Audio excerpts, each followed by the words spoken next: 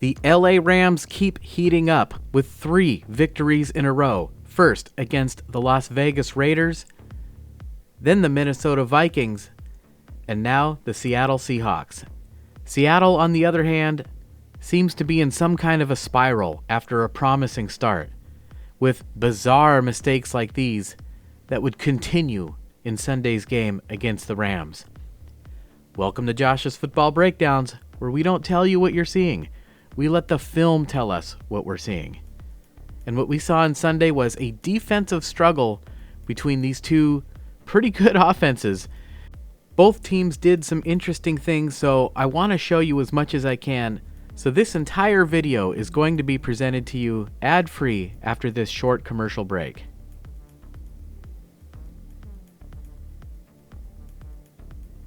Welcome back. Let's get right into it. Through close to 2 quarters of play that featured some wild mistakes by Seattle and a lot of back and forth between these two teams, it was the Rams that would get on the board first with a field goal, going up 3-0. And we're going to pick things up with just over a minute left in the first half and Seattle trying to get some points before the end of the second quarter. Wanting to come up with a big stop on 3rd down and 8, the Rams jump off sides. And at the top of your screen, Tyler Lockett just goes. And if we take a look at how the Rams have set up their defense, they're just hanging out right at this line to gain. They're defending the middle of the field. They know Seattle needs a first down and a few more yards for their field goal, so that was the plan, and there's some logic behind it. Leaving just one safety back deep, but because of the go route by Tyler Lockett, Geno Smith knows he has a free play. Tyler just goes to the end zone, and the safety isn't able to come over and help on the play, and it's an easy touchdown for the Seahawks.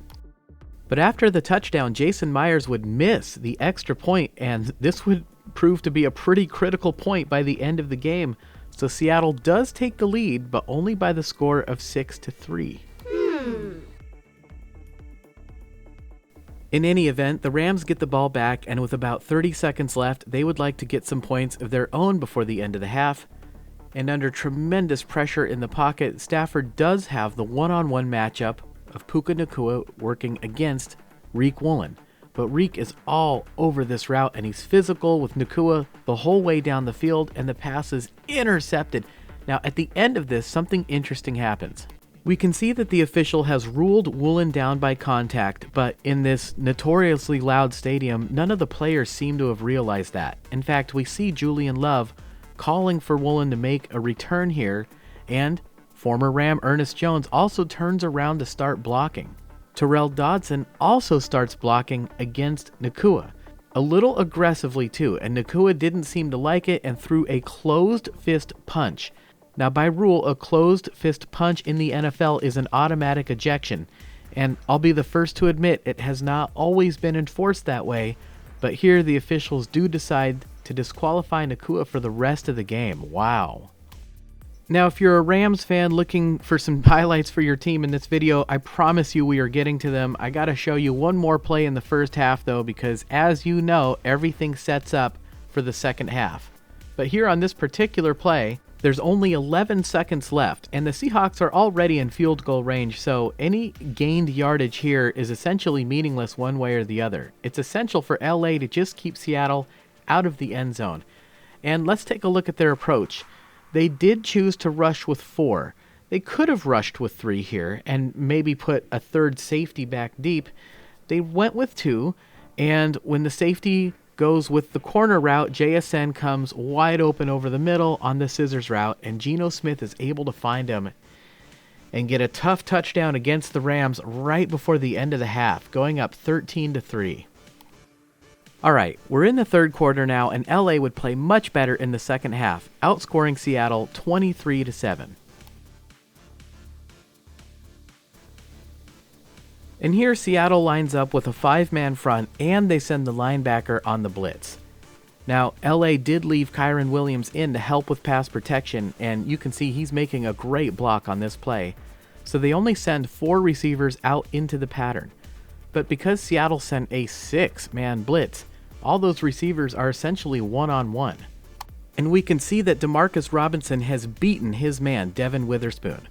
Kobe Bryant would love to step up on this route, but he knows that Robinson could burn him at any point by going deep, so he does the prudent thing and follows Robinson to that side of the field, but continues his backpedal while doing so.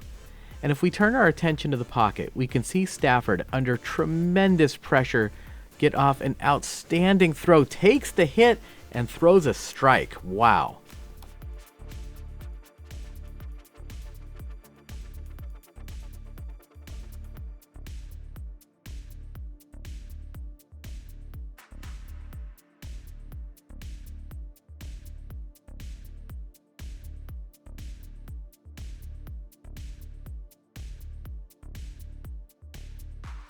That is great stuff.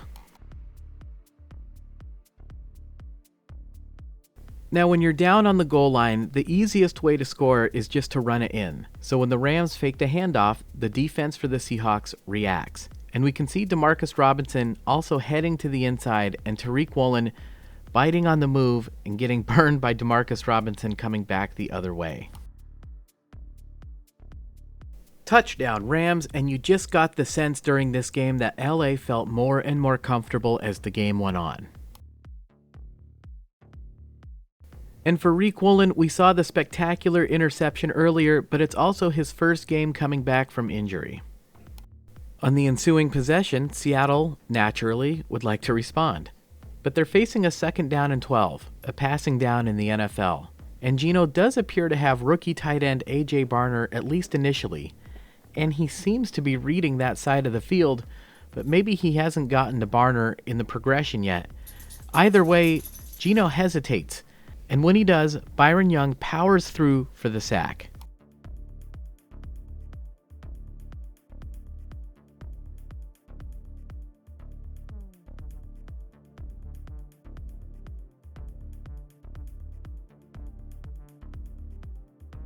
From this angle, it does look like Geno tried to reset his feet here, but is unable to get off a clean throw due to the pressure from Jared Verse on the other side. And this tandem of the rookie Verse and Byron Young is starting to look scarier and scarier as the season goes on.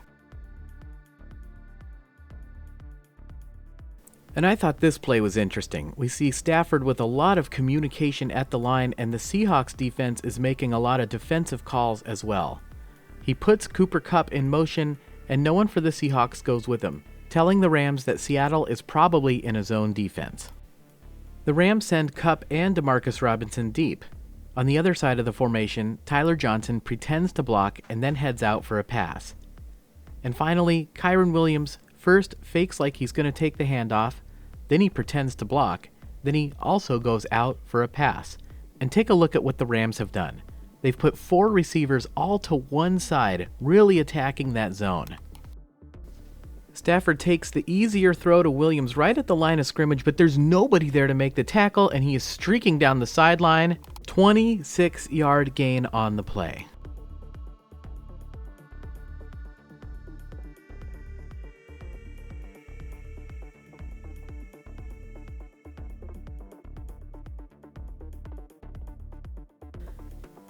The play would lead directly to a Rams field goal, and just like that, LA has tied the game up at 13 apiece.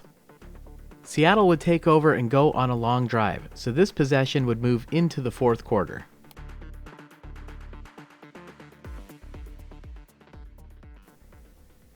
Geno starts off reading the right side of the field. Doesn't like what he sees. Maybe he has Tyler Lockett here, but there's a lot of Rams defenders in the area. In any event, he tries to move on, but again, under tremendous pressure from that Rams pass rush, Geno is forced to back out of the pocket. And I don't know what Geno was thinking here. I can only give you my opinion of what maybe he was thinking. I think he was trying to get this ball to JSN in the back of the end zone. But Byron Young lays the hit, and this ball dies a quiet death to the inside. And the pass is intercepted by Cameron Kitchens. Kitchens takes it out of the end zone, heads down the sideline, gets a block on Geno Smith, and he is gone. Look at that. 103-yard interception return for the touchdown. Outstanding.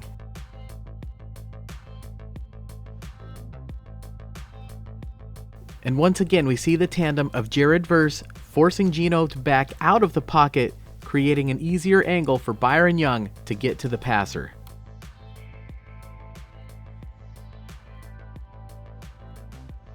And the lesson here for Geno Smith is just take the sack. It was first down.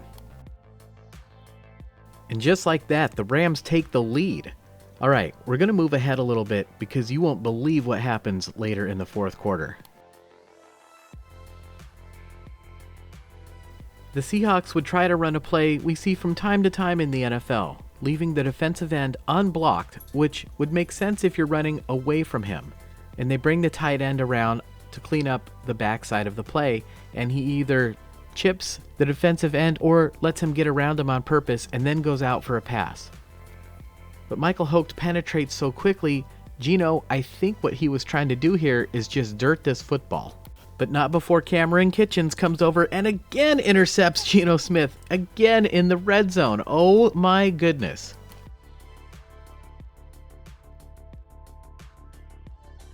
Now, did Rams rookie defensive end Braden Fisk grab and hold Seahawks rookie tight end A.J. Barner on this play? Let me know what you think in the comments. In any event, the officials either didn't see it or didn't view it as a foul, and the play stands. Wow, what a great play by Kitchens. Okay, moving ahead again, and it is truly desperation time for the Seahawks. Down a touchdown in this defensive game, facing a 4th down and 5 and out of timeouts. Seattle starts out by putting Zach Charbonnet in motion, just barely. This is just essentially a ploy to try to get the Rams to jump off sides and give them the first down for free. Now, Charbonnet has to be careful how he does this, because if he does it suddenly, that would be viewed in the eyes of the officials as simulating the snap, and that is what the false start penalty actually is in the rule book. You cannot simulate the snap. So he very cautiously steps up, and the Rams stay disciplined. Next, we see Kobe Durant in press coverage against Jackson Smith and Jigba. And as we've talked about on this channel before, anytime you're lined up in the press, there's always the risk that you could get beat deep. And this time, Geno Smith makes a tremendous throw.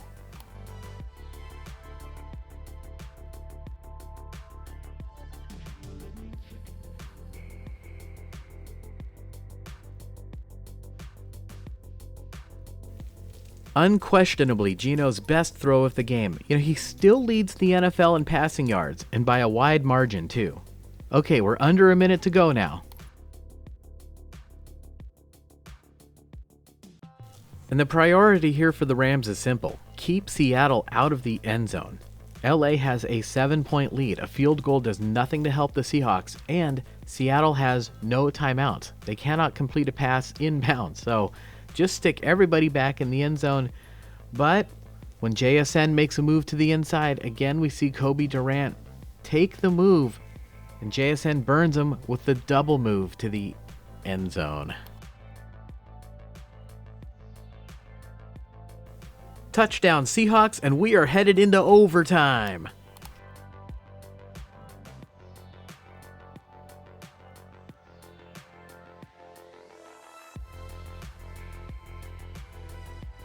And Seattle would get the ball first in the overtime period. And they are driving all the way down to the 16-yard line, but here they're facing a key 3rd down and 1.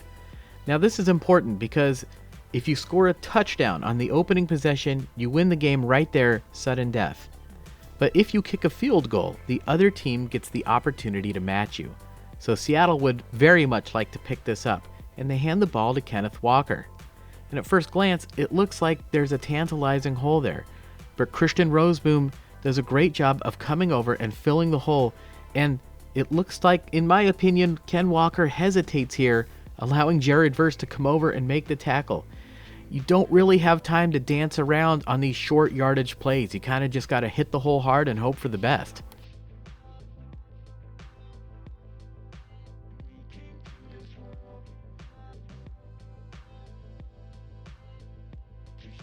So this brings up a 4th down and 1. Again, Seattle could just kick the field goal here. They'd really like to pick this up and go for the win. They hand it to Walker again, and he is stuffed. Wow. Turnover on downs. Rams are awarded possession of the football. And this is just tremendous team defense for the Rams. Bobby Brown gets a great push and then moves laterally. Michael Holt is the first to meet the lead blocker in the hole, and he stones him, forcing the Seahawks to continue moving laterally and allowing the Rams to string out the play. Quentin Lake also gets in there, but it's the rookie Omar Spates who really hits the hole and stops that forward progress, and finally Bobby Brown finishes the play, bringing Ken Walker to the ground with the tackle.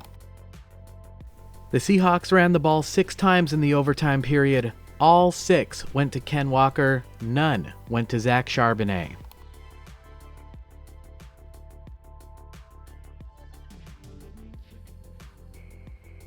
The Rams take over and immediately start calling deep shots, but they're crafty about how they do it.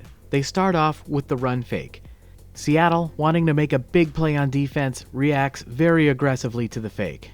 And we look at a lot of plays on this channel where teams will fake the run to one side and then sneak usually a tight end out to the other side. Here the Rams line up Tutu Atwell tight to the line of scrimmage and have him come out to the front side. And this is going to be a really tough throw. Stafford has to layer this ball over the linebacker but in front of the corner. And this time it's Stafford who hesitates. Watch as he throws in an extra hitch here. But he winds up to throw it and he cuts this thing loose, and I think Tariq Woolen is actually in pretty good position here, but he sits up and waits for the ball to come to him. I wish he would have attacked the football here. That's something I don't think these DBs for Seattle do enough of. He does not attack the football, and Atwell is able to just come over and pick it off right in front of him for a catch.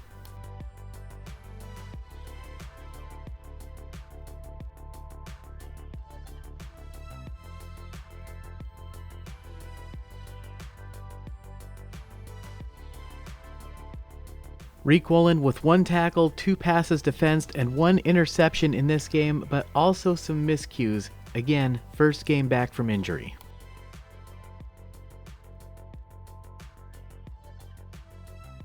Two plays later, with the Rams inside Seattle territory, they are getting dangerously close to field goal range.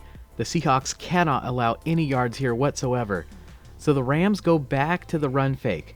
Seattle, forced to play aggressively, reacts to the fake, with Tariq Woolen caught dead to rights looking in the backfield, allowing Demarcus Robinson to come wide open behind him for the game-winning touchdown.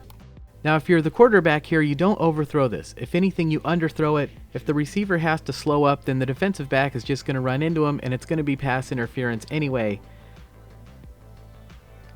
And that's what Stafford does here, but Robinson makes a spectacular one-handed catch for the game-winning score. Nice. And that'll do it. The Rams don't bother kicking the extra point, making the final score LA 26, Seattle 20. And for the Rams, it's their 3rd win in a row, and they are staying right in the thick of it in the NFC West, just a half game back of the Arizona Cardinals. Next week, they have the Miami Dolphins coming to town. That is going to be an interesting game. The Dolphins have been competitive, but still a little bit in disarray, and it's going to be played in LA. The Seattle Seahawks, on the other hand, you have to ask, what is going on with Seattle? We've seen so many miscues offensively, defensively. You know, you just have to wonder with the new coaching staff, is everything taking the way they want it to? Hopefully they can right the ship. They're on a bye this week, and then it doesn't get any easier for them having to go down to Levi Stadium and play the San Francisco 49ers the following week. Seattle in 3rd place in the NFC West, but seems to be in a free fall. But the West is wide open this year, and they are in the thick of it. All right, I want to thank all my new subscribers. You guys have been great. If you like what you see here, please subscribe. We do these videos every week. And of course, I want to thank those of you who have gone the extra mile to help support this channel.